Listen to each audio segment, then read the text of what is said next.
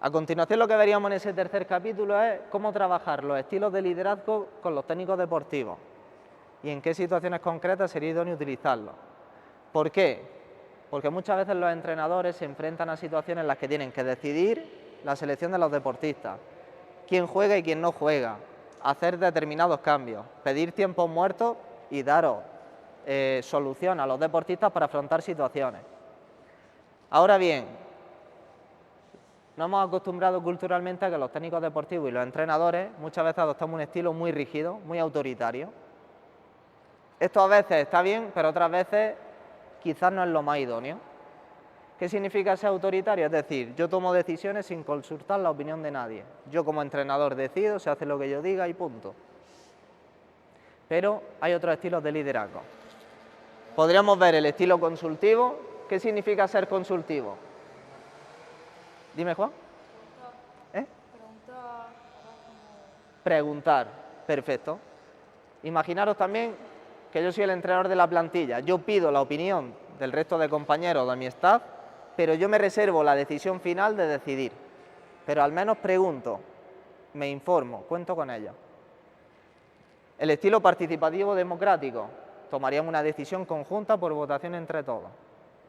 Y luego estaría el delegatorio, donde yo como entrenador delego a mis deportistas que ellos decidan. Por ejemplo, la comida de fin de año, la fiesta de fin de curso. ¿De qué se trata en este capítulo? De ver en qué situación concreta es idóneo utilizar cada estilo de liderazgo.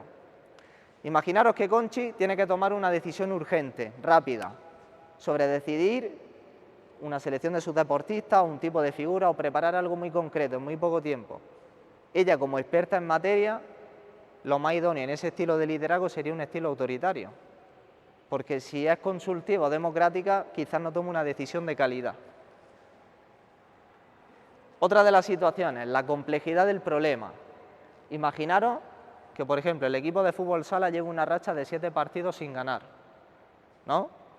Y claro, aquí tendríamos que detenernos a valorar qué está pasando, qué sucede y ver un poco todos los detalles. Quizás en vez de ser autoritario, debería de ser consultivo, informarme y pedir toda la información y luego tomar una decisión para ver cómo salimos de ese bache de 8 partidos sin ganar. También veríamos en función de si es conveniente o no la aprobación del deportista.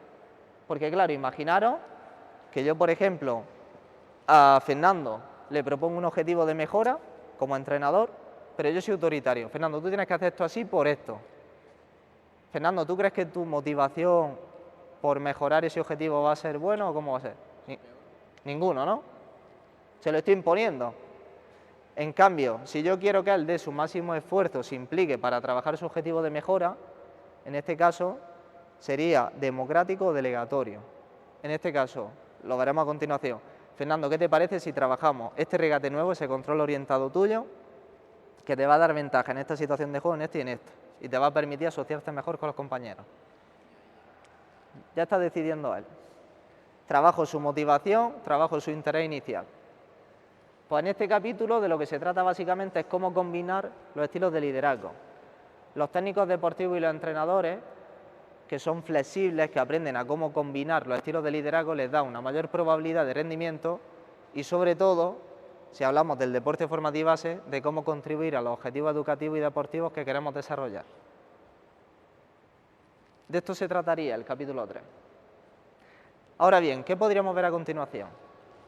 Dos temas muy importantes, la motivación y la autoconfianza. En este cuarto capítulo podríamos ver qué es la motivación. Por ejemplo, ¿qué es para ti la motivación? Energía para que puedas hacer algo. Por ejemplo, ¿cómo es su nombre? Juan, ¿qué es para usted la motivación?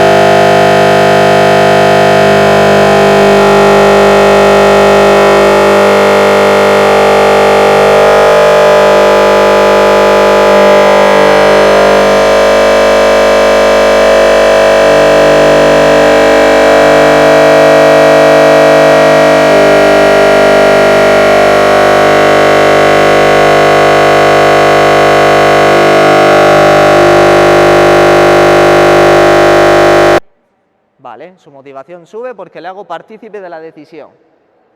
Segundo paso, intento que a Elena sea un objetivo que sea atractivo, alcanzable. Un objetivo que para ella sea realista.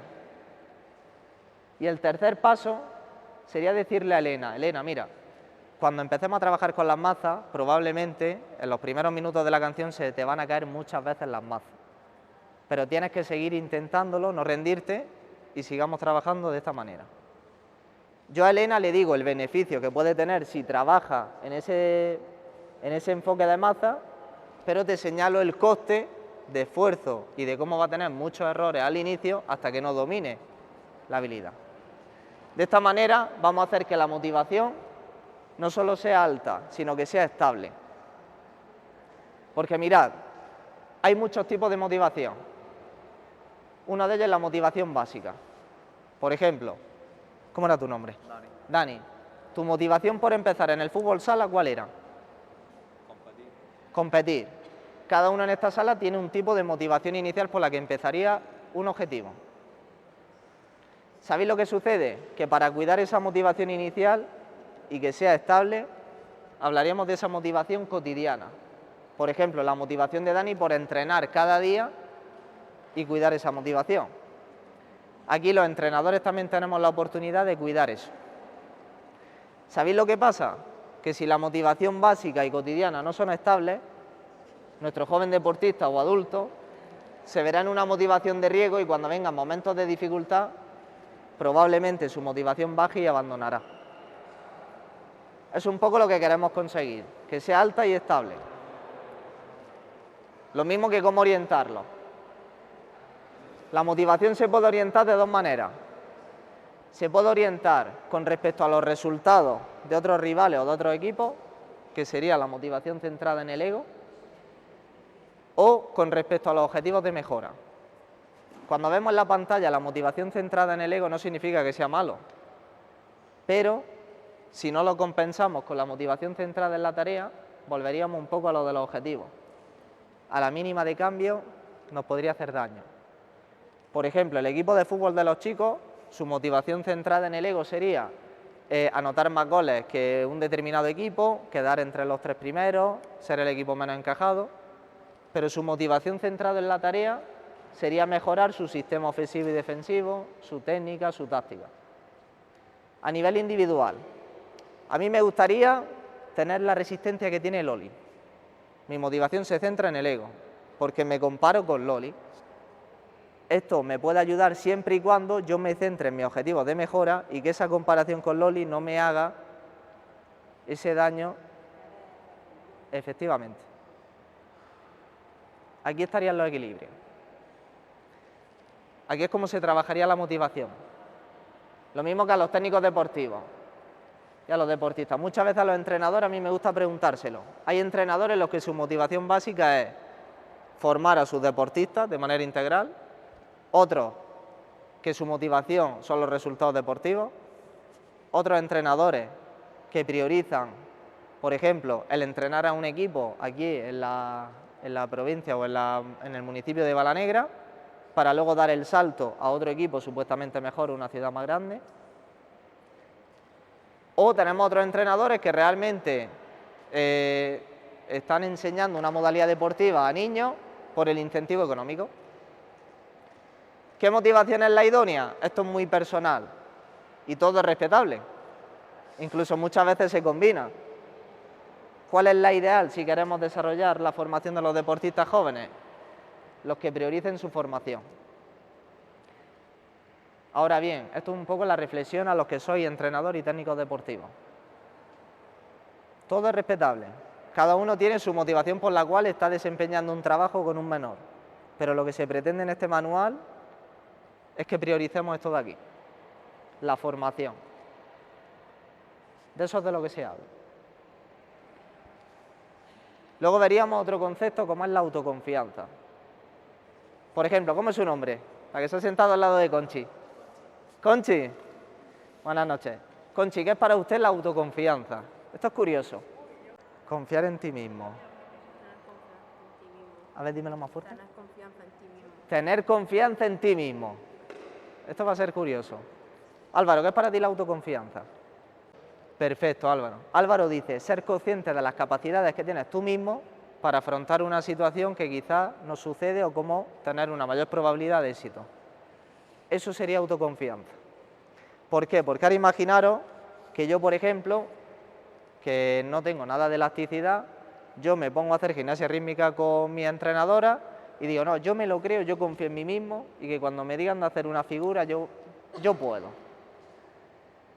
No he cogido una maza ni un aro en mi vida. ¿Pensáis que realmente tengo probabilidad de éxito si mi entrenadora me propone hacer una figura, aunque yo me lo cree y yo confío en mí mismo? ¿Qué me diríais? Sí, porque si tú te decides y tienes confianza en tú mismo, pues lo intentas. Lo voy a intentar, pero ¿de verdad creéis que tengo probabilidad de que me salga bien? Si no sale bien, lo has intentado, que es lo suficiente.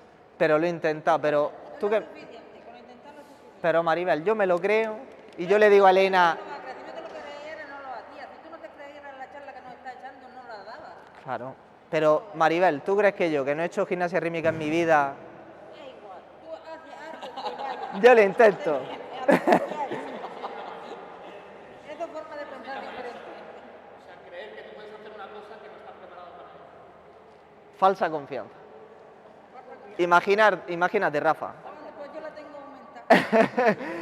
Claro, esto es curioso, ¿por qué? Porque realmente, por mucho que yo me lo crea, no estoy preparado para hacer esa figura que me proponga Elena.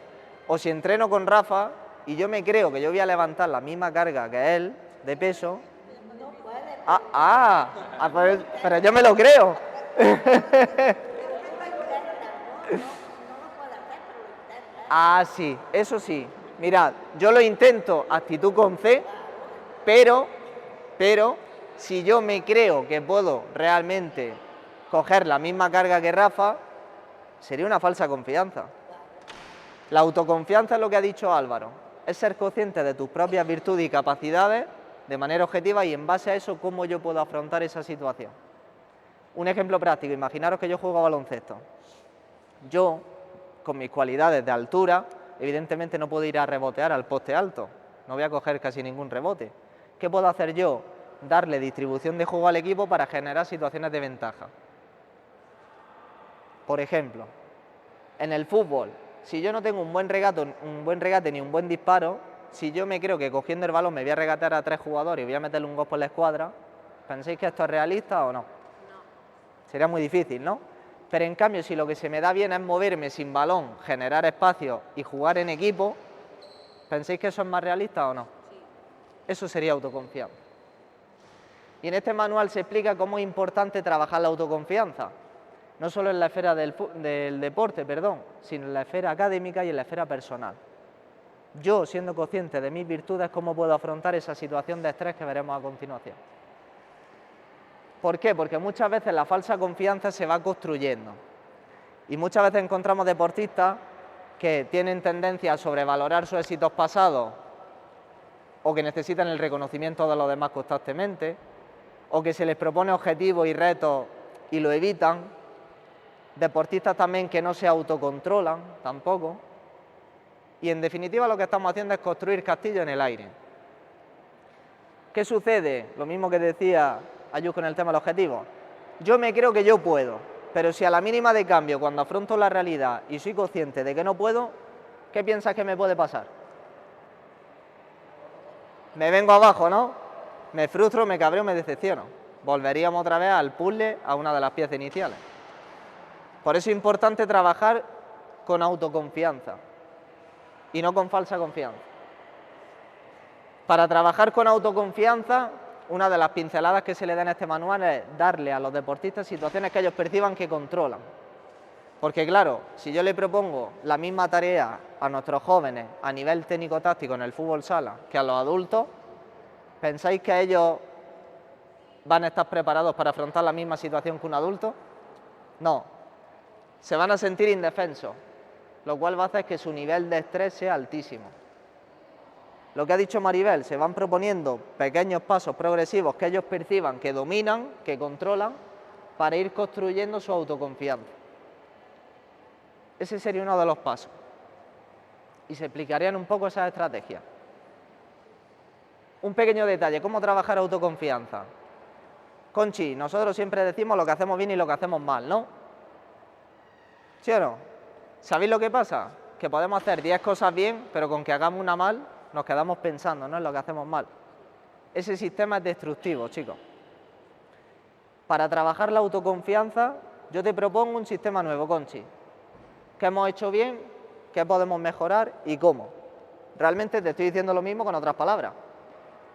Ese sistema es más constructivo. Trabajaría la autoconfianza. ¿De acuerdo? Luego, en este quinto capítulo, sería un poco más pedagógico. Hablaríamos del tema de la creatividad. El tema de la creatividad es fundamental y muchas veces se coacciona al deportista con el tema de la creatividad. Por ejemplo, uno de los enemigos naturales de la creatividad es el tema cometer errores y el tema también de la reacción de mi entrenador si hago algo diferente de lo que me ha dicho. Por ejemplo, ¿qué modalidad deportiva hace? Gimnasio. ¿Y un deporte que te guste? ¿Un deporte que te guste? Fórmula 1. Fórmula 1. Ahora imaginamos que nuestro piloto de Fórmula 1, en lugar de seguir la trazada que marca el circuito, en una de las curvas propone una trazada diferente. Y muchas veces nuestros pilotos están cohibidos por hacer algo diferente a la trazada habitual, o a equivocarse y perder tiempo en esa trazada. Pero ahí, por ejemplo, el jefe de escudería o el jefe de equipo tiene la oportunidad de que si ve que hay una solución creativa, ¿cómo reforzar eso? Porque si el entrenador o el jefe de escudería o de equipo del piloto ve que es una solución variable y original, podemos aprovecharla. Por ejemplo, si vemos que nuestro jugador de fútbol sala propone un nuevo regate, pero el balón se le va fuera, podemos evaluar el resultado de la acción de que se va fuera o el tipo de regate. ¿Se escucha, no?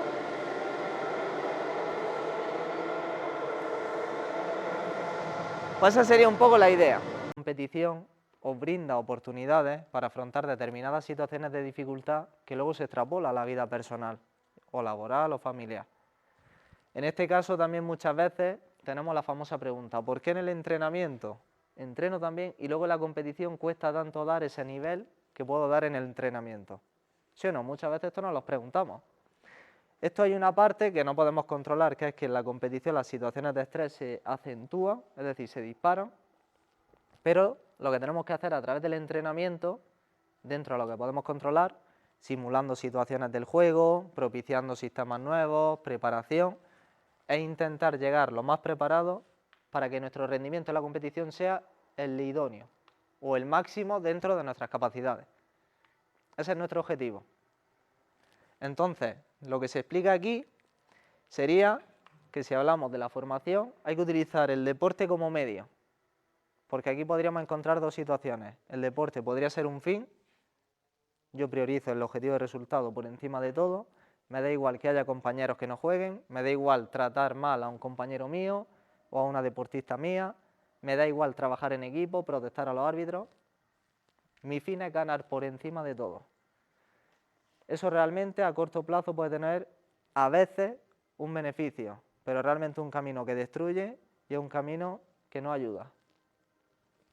Nuestro objetivo en la competición es como medio para superarse, como medio para mejorar, como medio para trabajar con valores, como medio para formarse y como medio para que cada uno de los que estamos en esta sala sigamos progresando. Eso es un poco cómo queremos enfocar la competición. ¿Cómo podemos enfocarla?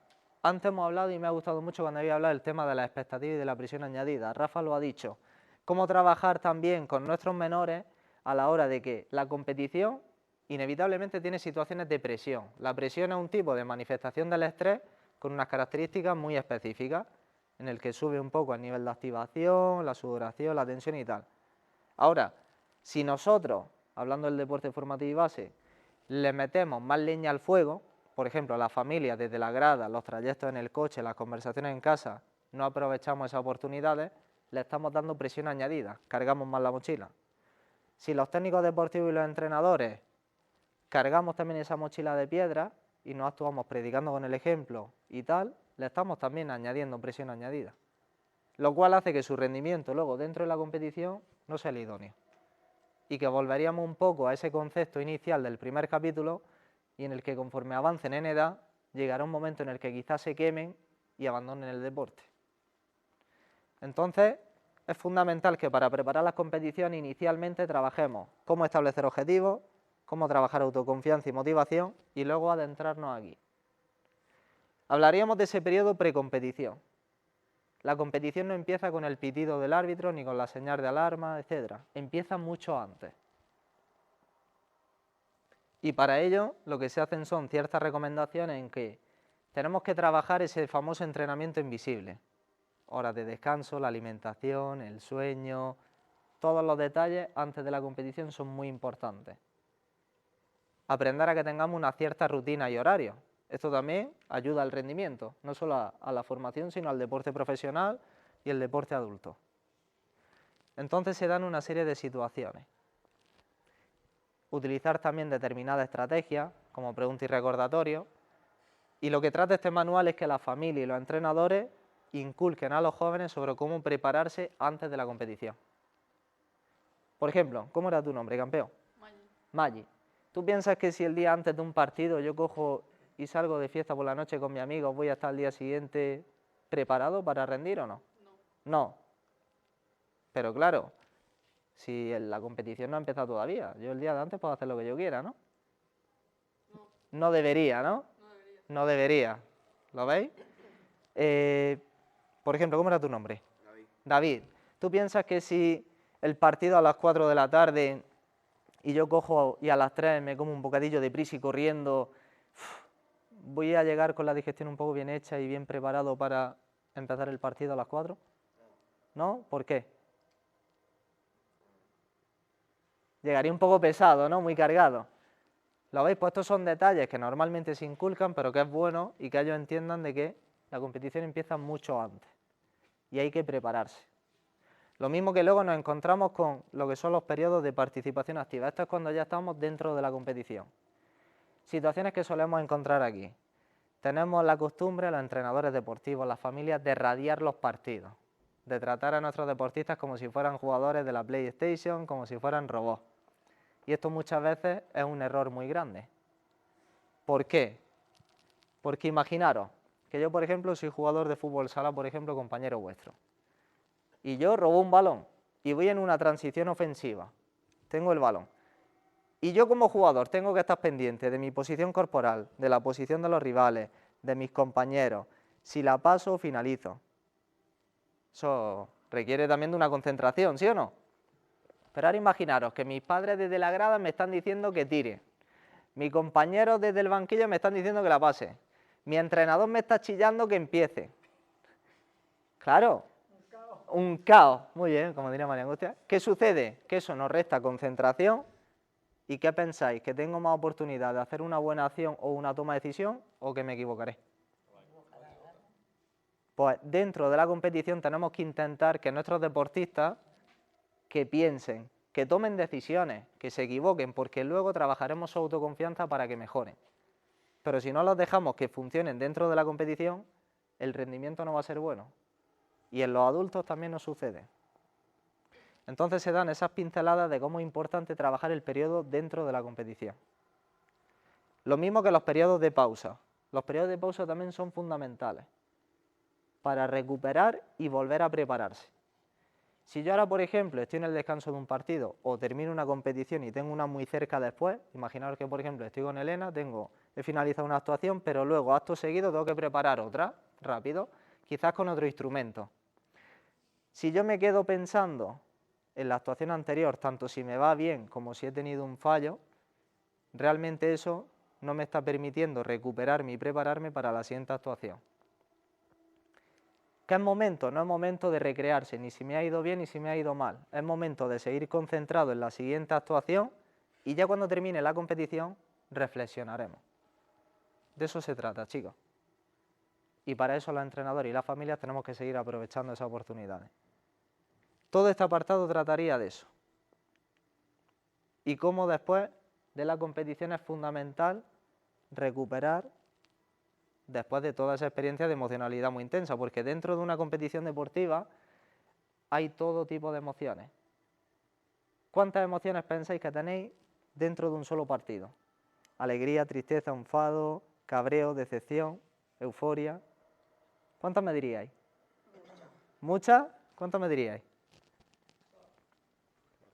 ¿Sí? ¿Cuántas me diríais? Muchísimas, ¿no? ¿Qué sucede? Que después de una competición, que lo veremos a continuación en el penúltimo capítulo, el nivel de estrés es tan alto que todo ese desgaste, ese esfuerzo que hemos tenido que hacer, nuestro cuerpo y nuestra mente tiene que volver a un equilibrio y recuperarse. Para eso, ¿qué sucede? Muchas veces encontramos entrenadores que después de las competiciones, el exceso de emocionalidad, si el resultado es favorable, ¡buah!, todo es euforia, quizás les prometemos cosas a los chicos que luego nos atamos de mano y pie y no podemos cumplir. Por ejemplo, al jugador que quizás no ha participado tanto, le prometo que va a salir de inicio para el próximo partido, cosa que nadie lo garantiza, nadie lo sabe. Todo depende de lo que requiera el juego, de cómo entrene, de cómo...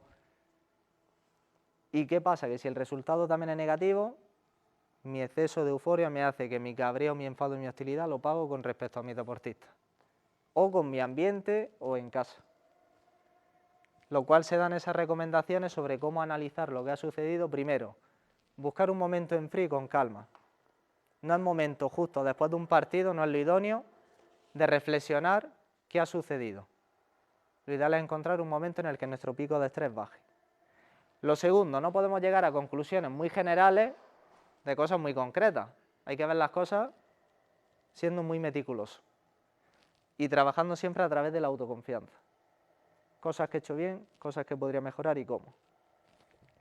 Eso nos va a producir, porque después de una competición hay un resultado y esto nos influye. Y muchas veces lo que intentamos, especialmente en la formación, es que el resultado no influya. Cogemos y le decimos a un niño, no, lo importante es pasarlo bien y disfrutar, da igual, que ganamos o perdamos. Ahí hay una parte que sí, pero hay otra que quizás no estamos aprovechando la oportunidad de que ellos afronten una victoria y una derrota y que aprendan de esa experiencia. ¿Entendemos? Se trata de que después de una competición, tanto adultos como jóvenes, tenemos éxito o fracaso. Ahora bien, hay dos tipos de éxito y dos tipos de fracaso. Uno de ellos puede ser, hemos ganado el partido, pero es que el rival era muy malo, pero es que el árbitro tal, pero es que realmente no nos centramos en lo que hemos hecho nosotros para conseguir ese resultado favorable, sino que ponemos el foco fuera. Éxito incontrolado.